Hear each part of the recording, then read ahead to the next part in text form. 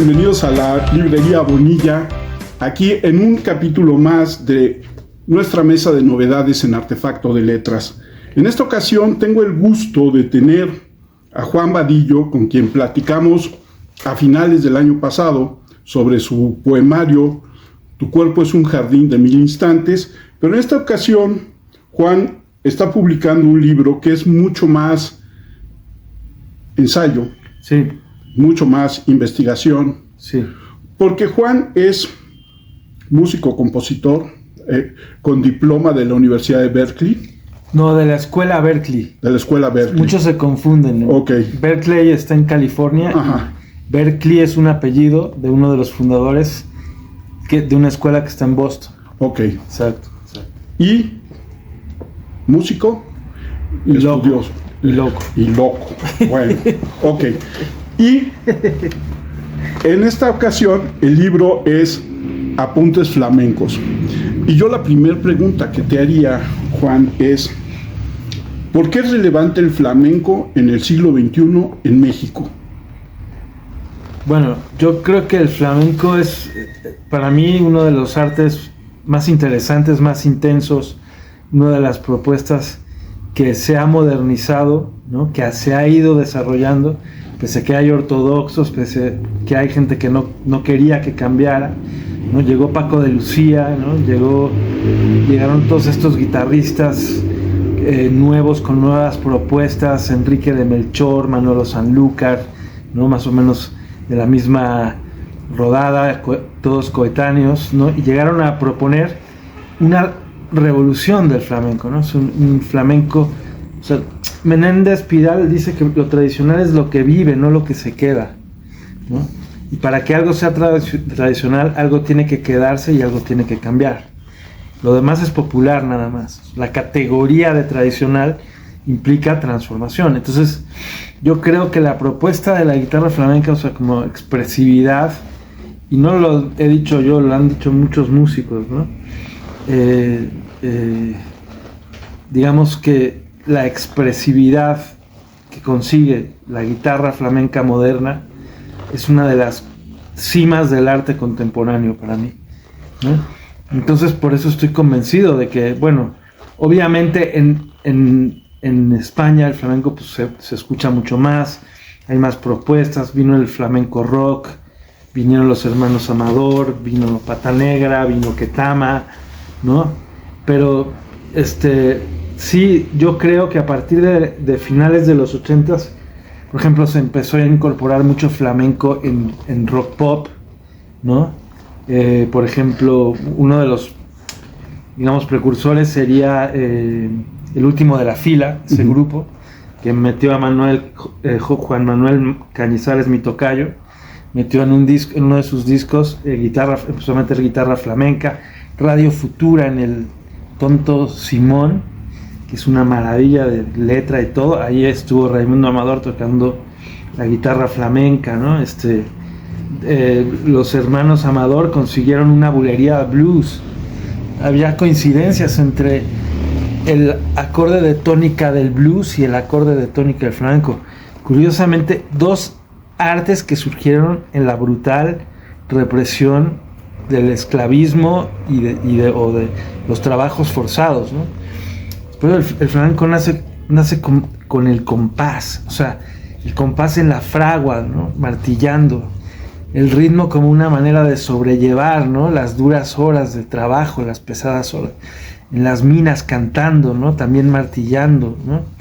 Entonces, yo creo que sí, que el flamenco es un arte muy vivo, muy tradicional en el sentido pidaliano, y que ha transformado la tradición y ha creado un lenguaje artístico que es totalmente moderno, totalmente contemporáneo, y claro, sí hay que decirlo, pues en España se oye más flamenco, sí, se conoce más flamenco, sí.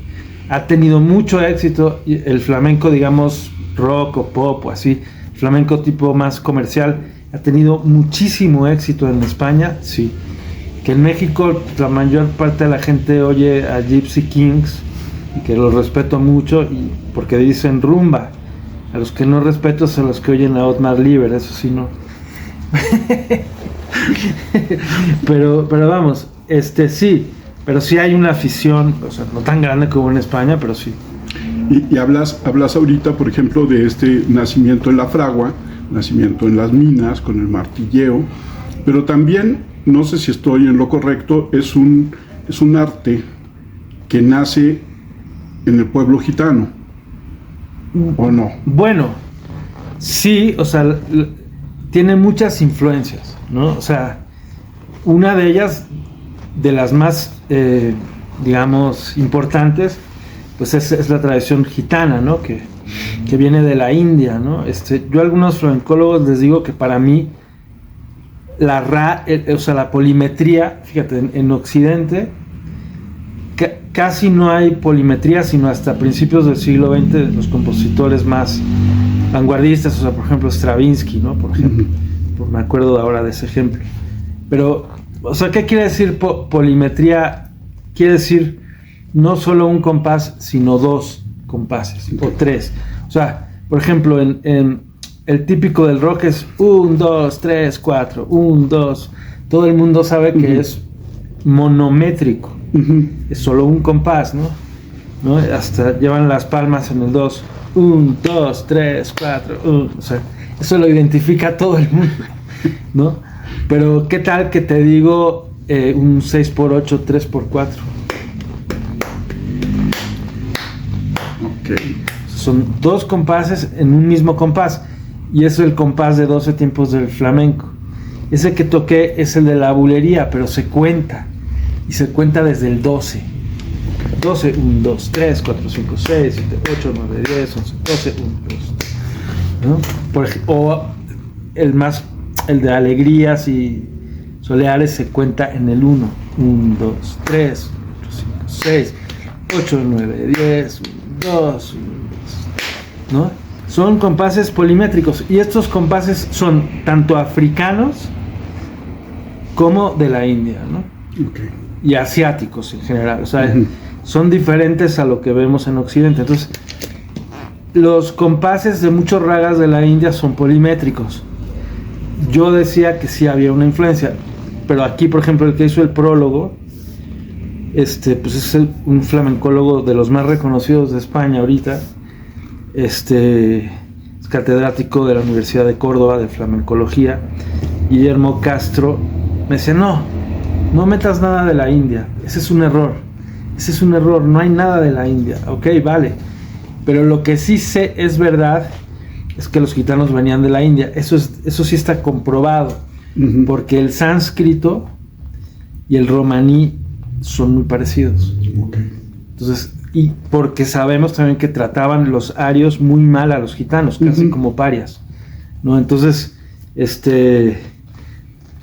sí, obviamente una gran influencia gitana, ¿no? O sea, en muchas cosas, pero también, claro, mucha influencia de lo que es la fusión del al-andaluz, que yo creo que ese es un renacimiento artístico, para mi gusto, mayor que el italiano incluso. ¿Por qué? Porque se logró, por cuestiones económicas y por cuestiones muy inteligentes de parte de los árabes, se logró lo que se llama una tolerancia relativa. Es decir, podían convivir las tres culturas, cristianos, judíos y árabes, podían tener su culto, podían,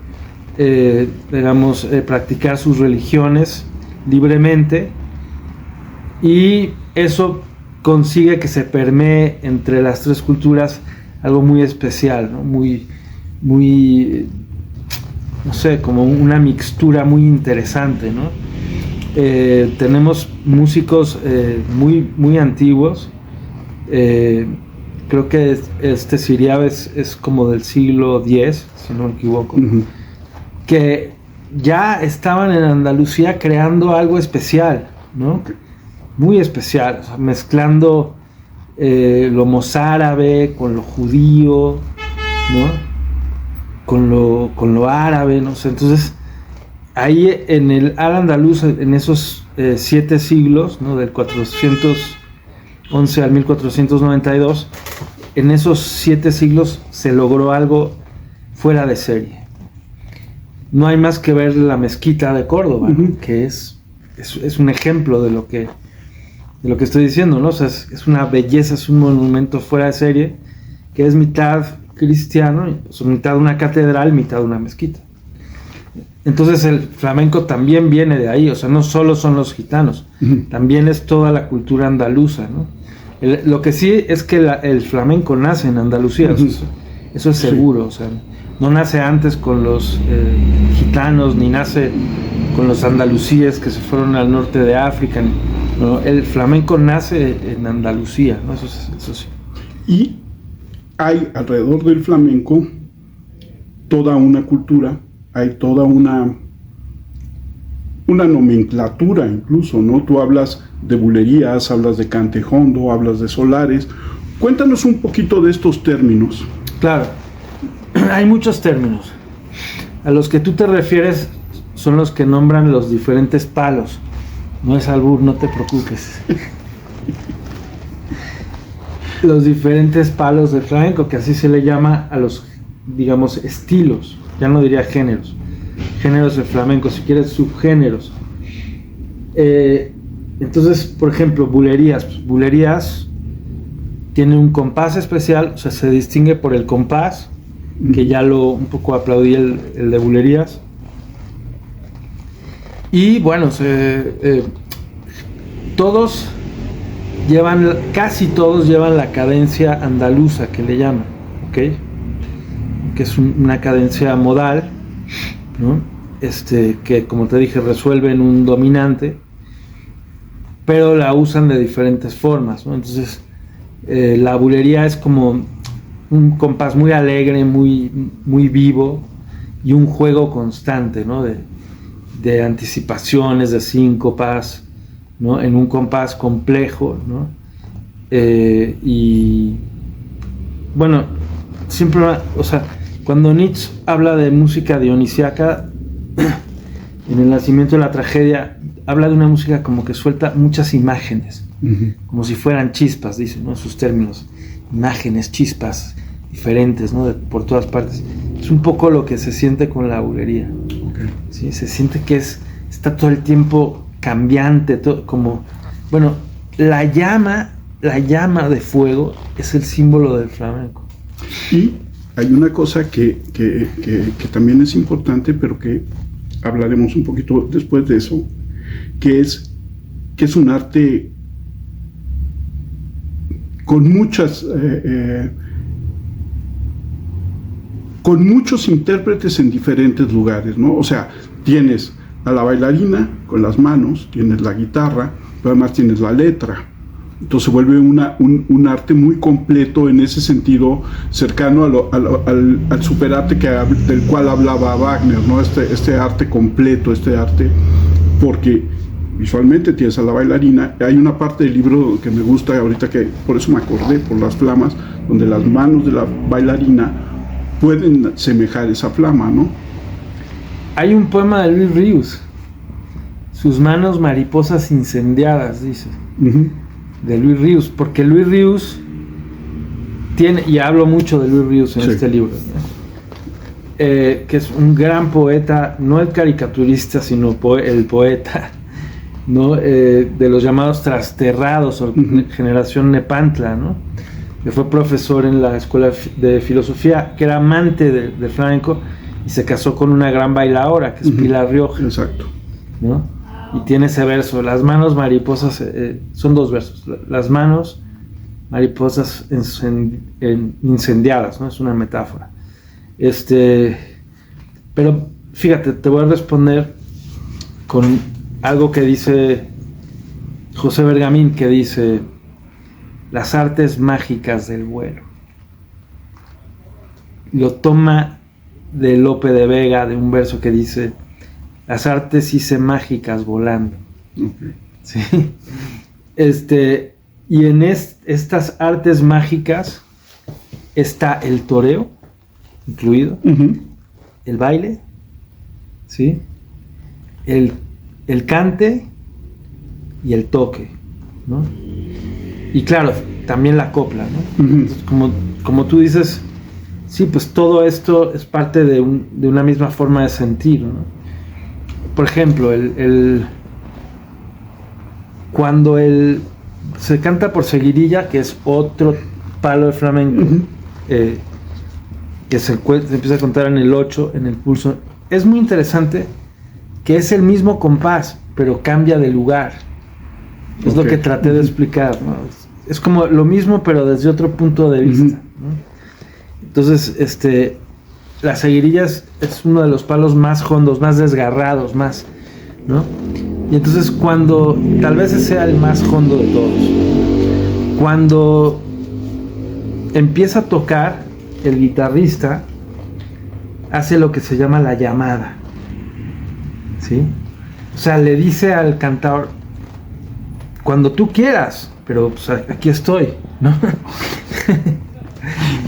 Y entonces el cantador espera y vuelve a oír otra llamada y espera, y cuando siente que de verdad puede, se lanza y canta. Esto se parece mucho al toreo.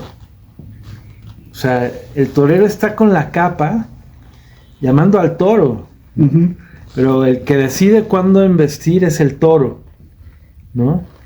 Entonces hay muchas similitudes, ¿no? O sea, la importancia de la muerte en el flamenco. Para que llegue el duende, tiene que haber una muerte simbólica, ¿no? Es lo que decía Lorca. Es una muerte que nos hace renacer, ¿no? Que verdaderamente, por eso baja el duende, porque renacemos, es un sentido mítico, ¿no?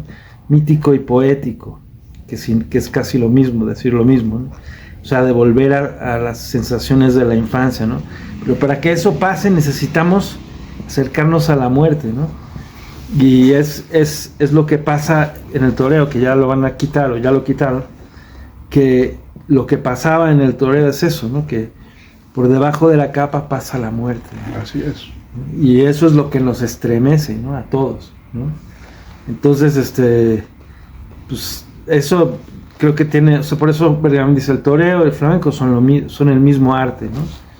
Y efectivamente está el baile, ¿no? También, y efectivamente está la copla, ¿no? Que es otra historia que ahora viene, justo hablaba con André, la antología de coplas, comentaba que escribí, ¿no? Sobre, sí. Y lo llenas además el libro de conocedores de flamenco, pero de grandes poetas también. Sí. ¿No? Y hay una parte en la que hablas de Manuel Machado, sí, y cómo de repente Manuel Machado también decía que intentaba evocar o imitar la parte popular del flamenco, ¿no? No ser la voz del poeta, sino la voz del pueblo. ¿Qué tan popular y qué tan efímero también se vuelve el flamenco cuando se ejecuta? Te contesto con una anécdota justamente de Manuel Machado, ¿no? Manuel Machado de repente llegó a una tabernilla de Cádiz, se pidió un vaso de vino o un vaso de cazalla, como el que se tomó la niña de los peines, y de repente escuchó una de sus coplas. Y para él, y nadie sabía ni qué él la había hecho, ni quién la había hecho, ni importaba, o sea, ¿no? La autoría tan importante en el mundo contemporáneo, por ejemplo, en la Edad Media lo que importaba era el arte, no el autor, ¿no? Entonces se sintió realmente entendido, ¿no? Eso es lo que él dice, ¿no? Pero yo creo que en este caso, esta copla que que consiguió imitar, porque lo hace muy bien, esta copla pasa al repertorio tradicional de flamenco. O sea, no se queda como una copla popular que escribió, como pudo haber escrito otras que se quedaron en su libro. Esta que sí está cantando el pueblo, ya es tradicional, porque además cada cantador le añade algo. O sea, es lo que pasa con el romancero tradicional. Es tradicional porque cada juglar varía el romance cada vez que lo cantan. Entonces es que lo dice o que lo llega a cantar con su, ¿no? laúd, ¿no? Pero es tradicional porque ya no solo aprendió en el repertorio tradicional, sino que cuando la vuelva a escuchar tendrá alguna variante. ¿sí? Entonces ese es el punto, o sea, es popular si se queda en el libro Cante Jondo de Manuel Machado, es tradicional si pasa al repertorio del flamenco. Y entonces pasa como si fuera teatro, es un arte vivo que se modifica cada vez que se escenifica. Exactamente, es un arte vivo, tú lo has dicho, ese es el punto, ¿no? Sí. Ahora, volvamos a los términos. Cuéntame el cante jondo. ¿Qué es el cante jondo? Ok, buenísima pregunta, muy difícil, pero muy buena. O sea, digamos que todo lo que es el flamenco, ¿no? Yo pondría como excepción a la rumba, que es maravillosa. O sea, para mí la rumba es igual que la soleá, que es una muy buena rumba. O sea, yo creo que en arte lo que importa es lo que emociona, ¿no? No, digamos, lo que vende o lo que se considera mejor o peor, ¿no? O más sofisticado o más tal. Yo creo que lo que importa es lo que emociona, ¿no? Y la rumba emociona, claro que emociona y te hace moverte ¿no? Y es fantástica. Es un palo de ida y vuelta que le llaman, ¿no? Luego hablo de eso, pero claro, o sea, para los flamencos como que hay categorías, ¿no? Entonces la rumba no es un palo jondo, ¿no? La bulería sí, pero muy poco jondo, pero sí llega a ser jondo, ¿no? La soleá es un palo jondo. Okay. La seguirilla es un palo más jondo, ¿no? Y estos palos hondos o flamenco hondo es que viene del alma, viene de las entrañas, ¿no? Es el que lleva el duende, o sea, viene no solo de lo más hondo, que puede escribirse con J y con H, no solo de lo más hondo o hondo, que sería evidente por lo que quiere decir la palabra, sino porque viene de las raíces de la tierra, emerge desde el suelo, ¿no? Te cala, ¿no? Como dice Lorca, qué pena te estás poniendo, azabache, carne y ropa. Le dice a Soledad Montoya, qué pena te estás poniendo, azabache, carne y ropa. Hay mis camisas de hilo, hay mis muslos de amapola. O sea, cuando duele, o sea, que duele, que se sube por el alma, que hay un dolor, que el estómago, eso es, ¿no? Y eso es lo que se sublima también, ¿no? Por eso es tan intenso, ¿no? Por eso, como te diré, pues yo lo veía en España, iba yo a un bar donde iban a cantar el carpintero, el electricista, ¿no? El obrero, ¿no? El guitarrista que trabajaba en un Vips y cambió al bar porque le ganaba un poquito más, ¿no? La gente del pueblo, ¿no? La gente del barrio. Yo viví en un barrio gitano y no eran gitanos todos, ¿eh? Pero se reunían todas las noches, aunque no durmieran bien y todo, a cantar, a tocar y a cantar, ¿no? ¿Por qué? Porque eso les devolvía la fuerza, eso les ayudaba a enfrentarse con el trabajo diario, con la rutina, ¿no? Entonces es alucinante como por eso, porque es como una catarsis aristotélica, ¿no? Es como un desgarre que de repente se consigue expresar, un dolor profundo que se consigue sublimar, ¿no? Que es la pena andaluza. Entonces por eso es hondo. Okay. Es hondo con J y hondo con H, los dos. Ok. ¿Y todo flamenco tiene duende? No. No. Te voy a contar una historia, siempre te respondo con historias. No, está bien.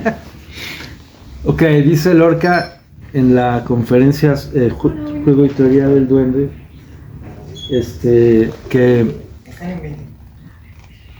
Pastora Pavón, la niña de los peines, cantaba en una tabernilla de Cádiz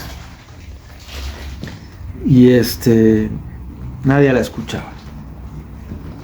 Nadie. Todos bebiendo, todos a lo suyo, ella cantando, ¿no? Se supone que en ese momento, por los años 20, por ahí yo creo, Pastora Pavón era la más, ¿cómo decirlo? La que tenía más técnica, que más había estudiado, que más sabía, que más... Pero nadie la escuchaba. Okay.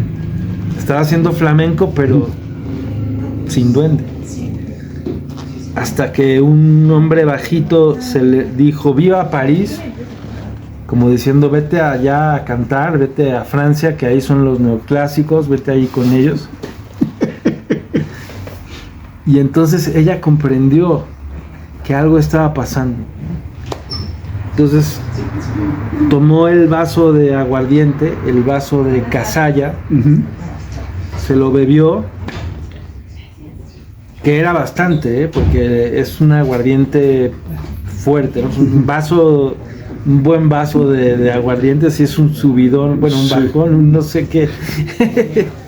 Y entonces empezó a cantar. Entonces lo que dice Lorca, que es bien bonito, dice, tuvo que olvidarse de todo. Esto nos recuerda a Paul Valéry, ¿no? Pues sí, es olvidar para poder recordar. Tuvo que olvidarse de la técnica, de todo lo que había aprendido. Incluso tuvo que olvidarse de quién era ella misma, ¿no? Y entonces empezó a cantar con duende. Okay. Y entonces todos los de la tabernilla empezaron a escucharla y a poner atención y se volvieron locos, y en ese momento bajó el duende. Okay. O sea que sí puede haber flamenco sin duende, sí. Que es lo más aburrido, entonces. Sí. Oye, y está el golpe, como dices, ¿no?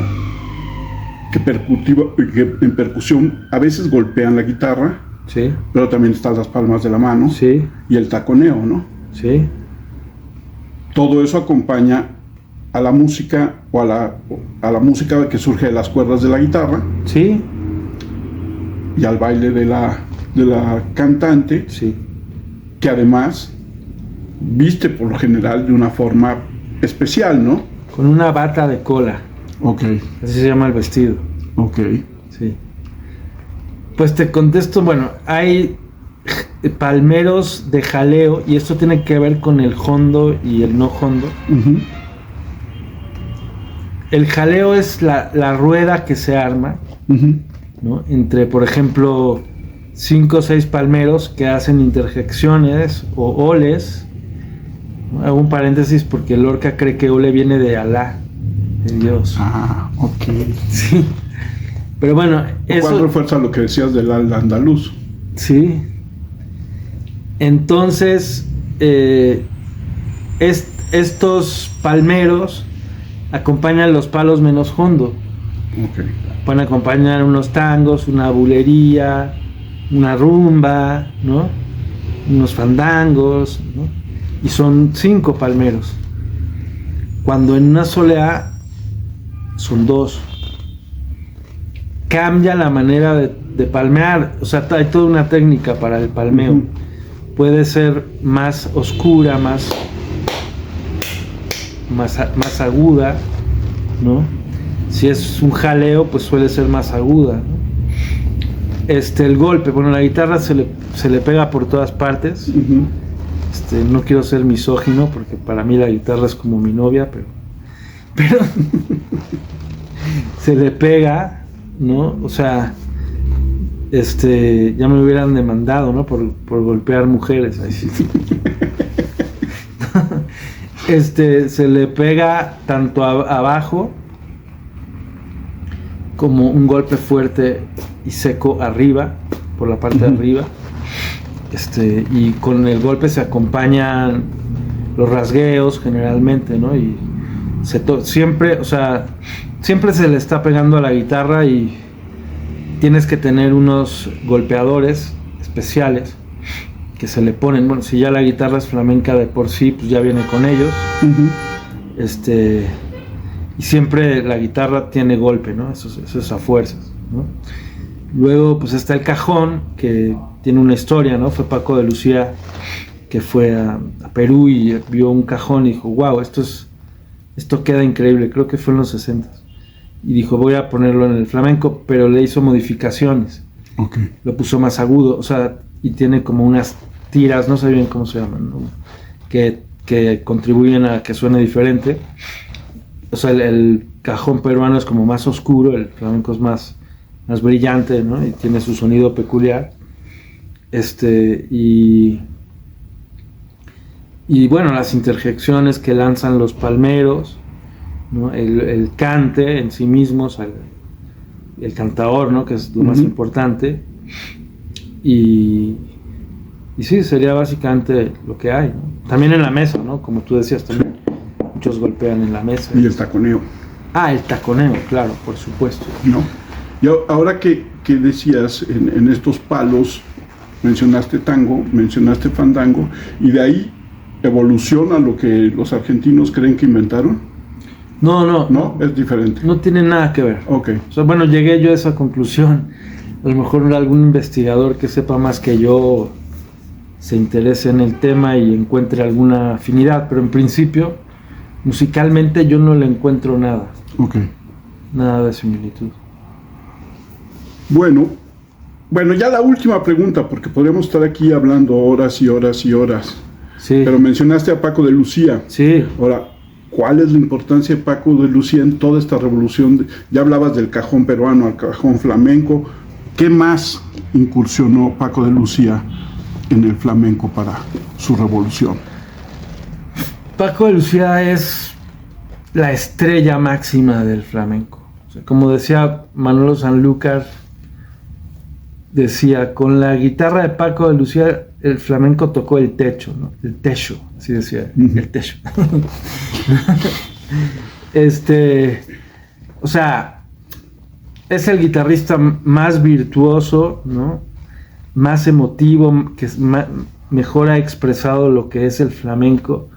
Es el guitarrista que ha transformado totalmente la tradición, pero sin perderla, o sea, en el sentido más tradicional posible, ¿no? Yo creo que ha compuesto la música más bonita para guitarra, no solo de flamenco, sino del mundo, pero sí es mi opinión personal. No hay nadie como él, o sea, para mí es el más grande de todos, revolucionario, incluso al punto de que, por ejemplo, me acuerdo que la Agujetas, un cantador que medía 2 metros, era todo negro azabache gitano con un diente de oro, la Agujetas, el cantador de seguirillas, ¿no? Me decía, una cosa que me dijo, no te dediques a la guitarra, es muy difícil, y tenía razón. Y otra cosa que me dijo es, Paco de Lucía no toca flamenco. Para que veas, o sea, la gran evolución, ¿no? Que muchos ortodoxos dijeron, no, eso ya es otra cosa, ¿no? Eso ya es jazz, eso no es flamenco, ¿no? Paco de Lucía llevó el flamenco a todas partes y lo fusionó con todas las músicas posibles, ¿no? Okay. Con Al Di Meola, bueno, en los años 70, Al Di Meola, John McLaughlin y Paco de Lucía, ¿no? Este trío alucinante de guitarristas, ¿no? Con Jorge Pardo, que era un jazzista, con un saxofonista de jazz y flautista alucinante, con Benavent, ¿no? Carlos Benavent, que por primera vez se introduce Paco de Lucía el bajo eléctrico, muy especial, es un fretless con mucho flanger, con muchos efectos. Fue idea de él y es algo que ahora todo el mundo hace, muchísima gente hace. Incluso tocó con Bryan Adams, aunque no lo crean, en una canción que se llama Cuando un hombre ama a una mujer, When a Man Loves a Woman, o algo así. Tocó increíblemente bien, ¿no? En una balada de rock pop. O sea, no sé cómo decirte, para mí es el gran transformador, el gran revolucionario, el que más aportó. No sé qué más decir. Yo sí sé qué decir, y lo que voy a decir es que si les interesa conocer más del tema, pues aquí está el libro de Juan, Apuntes Flamencos, editado por Bonilla Artigas Editores, que es un libro muy agradable de leer, muy lleno de historias, de versos, de teorías, y que es un libro muy recomendable, que pueden conseguir en la librería Bonilla o en el catálogo de Bonilla Artigas Ediciones, en bonillaartigasediciones.com. Y Juan, ¿dónde te encuentra la gente en redes sociales? En ningún lado. No, lo siento, es que pues en WhatsApp. Bueno, No. En YouTube.